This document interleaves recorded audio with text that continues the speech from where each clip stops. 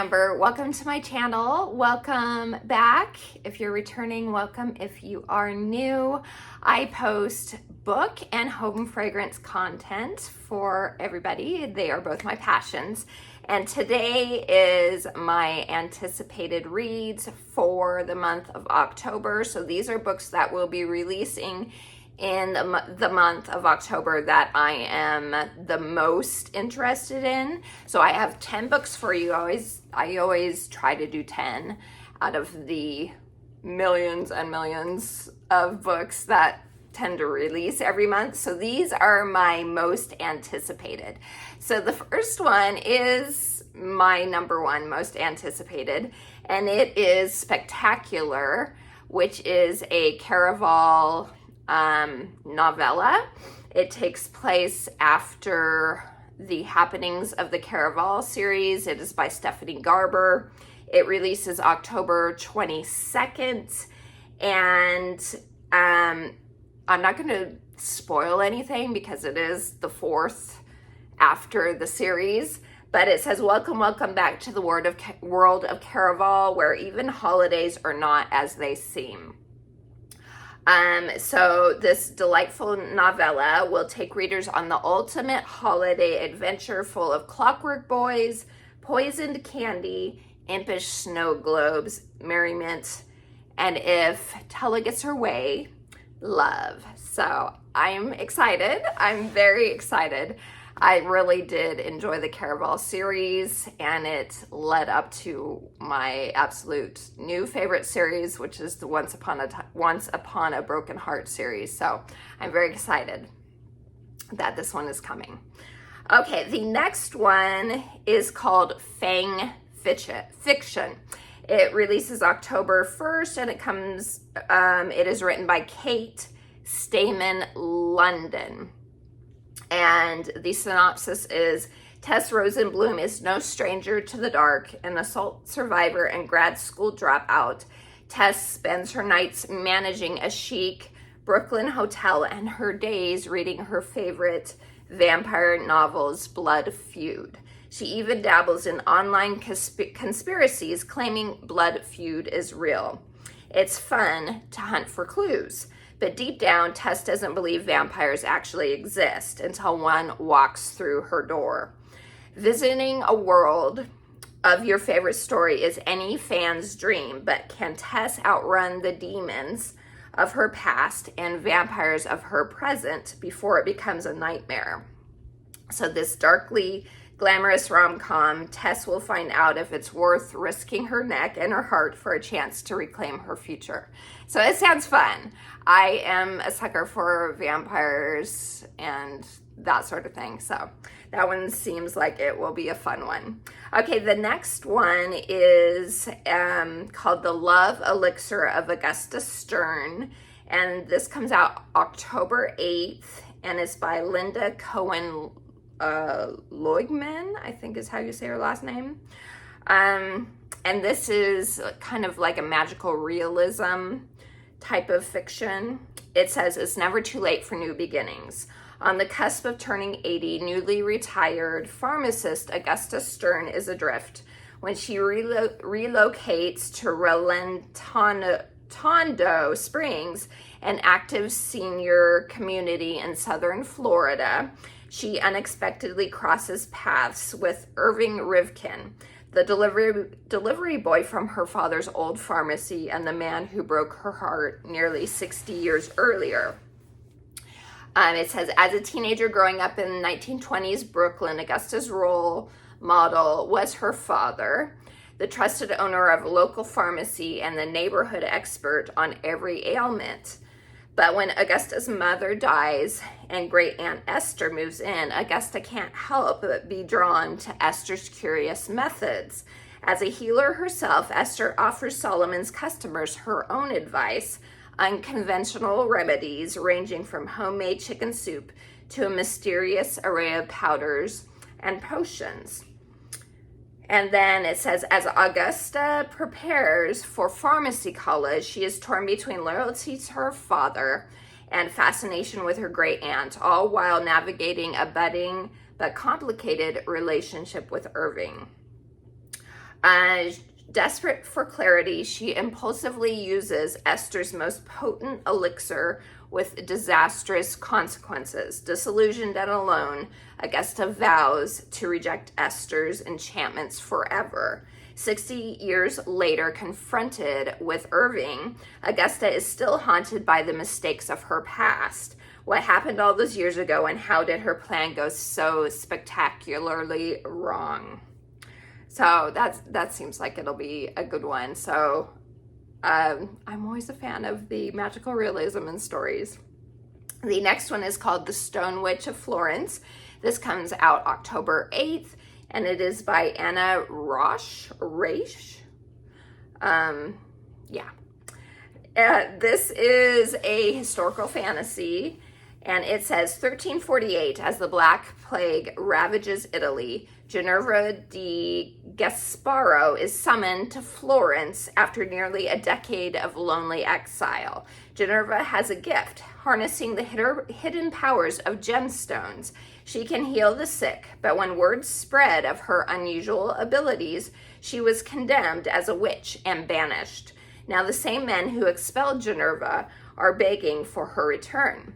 Ginevra obliges, assuming the city's leaders are finally ready to accept her unorthodox cures amid a pandemic. But upon arrival, she is tasked with a much different mission. She must use her collection of jewels to track down a ruthless thief who is ransacking Florence's churches for priceless relics, the city's only hope of protection.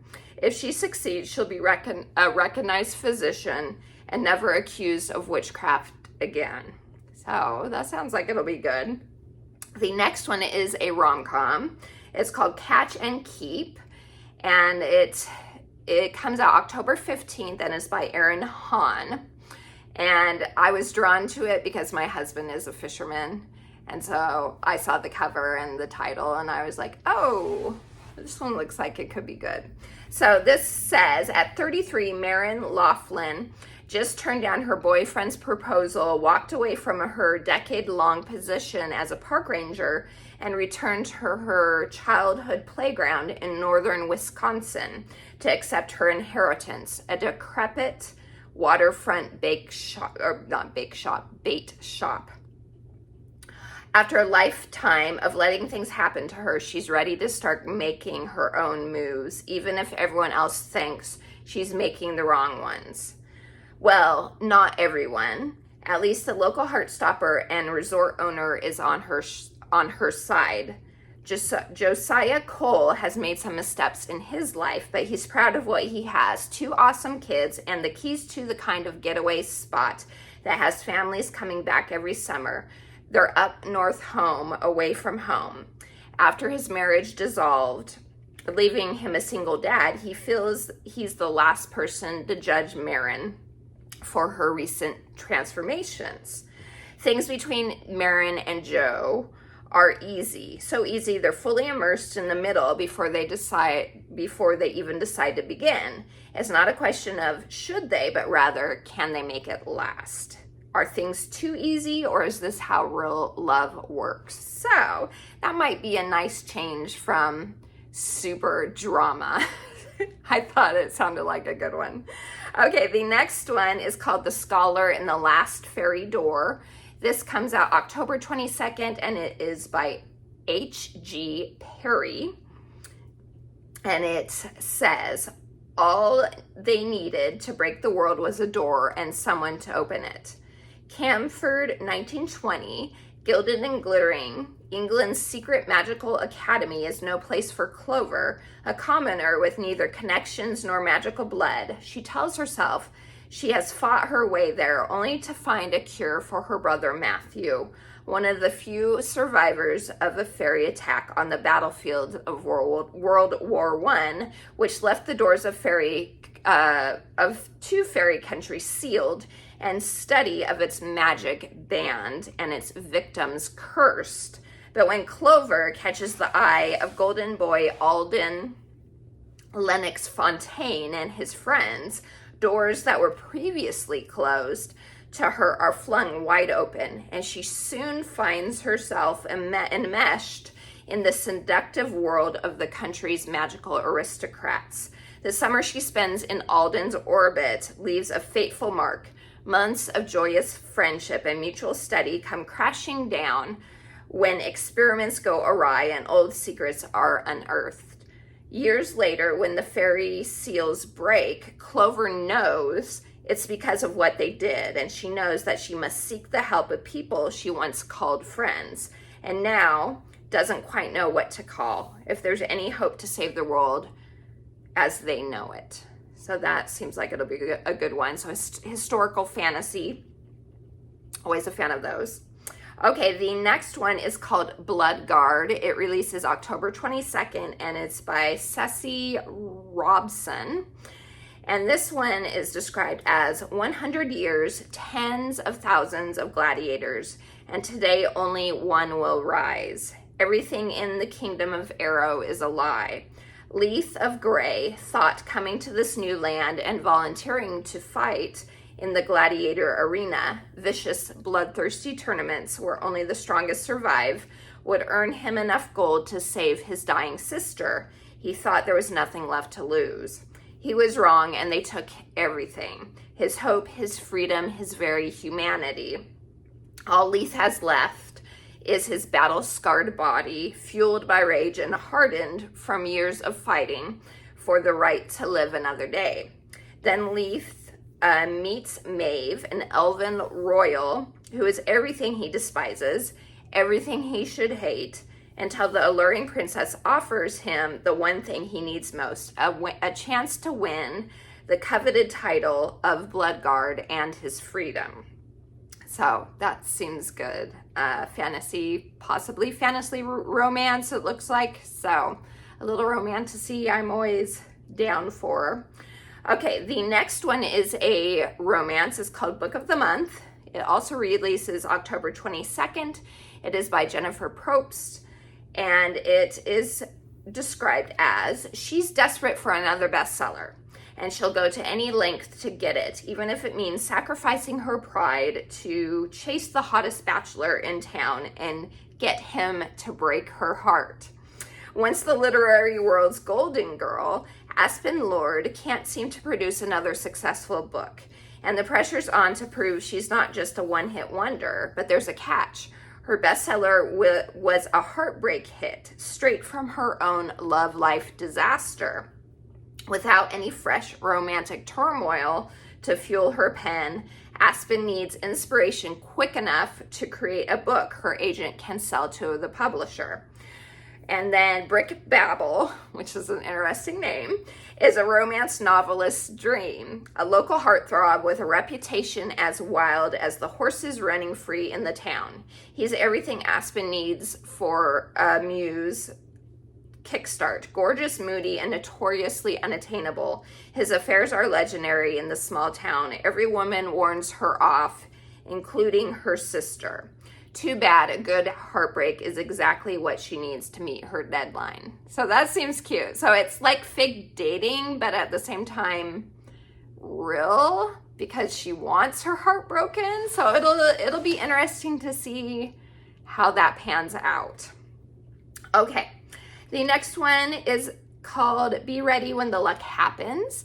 It is actually a memoir of Ina Garten. I have been a big fan of Ina Garten for years and years, back when she first started on Food Network, or when I at least started watching Food Network. She's one of my favorite chefs.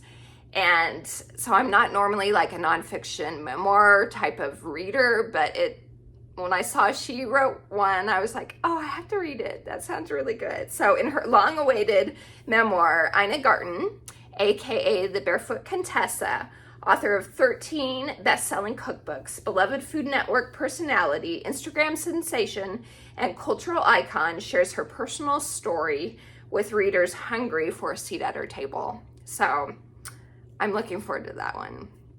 Okay, and then the last one is The Crescent Moon Tea Room. And this comes out October 1st. It's by Stacy Savinsky, and it's like a cozy fantasy. The synopsis reads, ever since the untimely death of their parents, Anne, Beatrix, and Violet Quigley have made a business of threading together the stories that rest in the swirls of ginger, cloves, and cardamom that lie at the bottom of their customers' cups.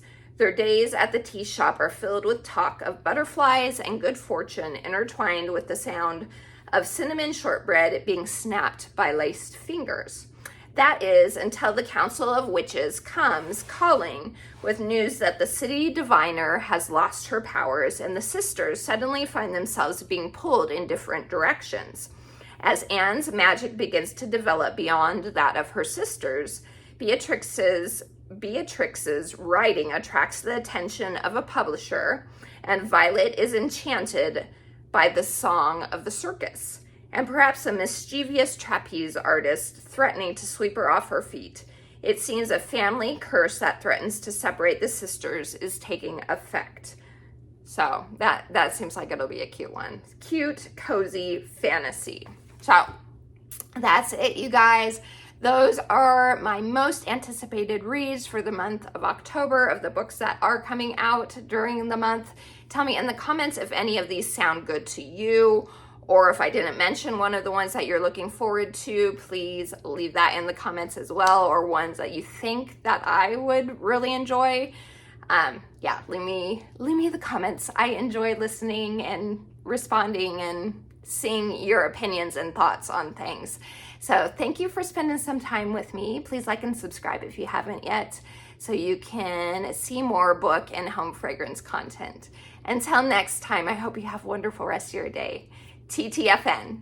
Ta-ta for now.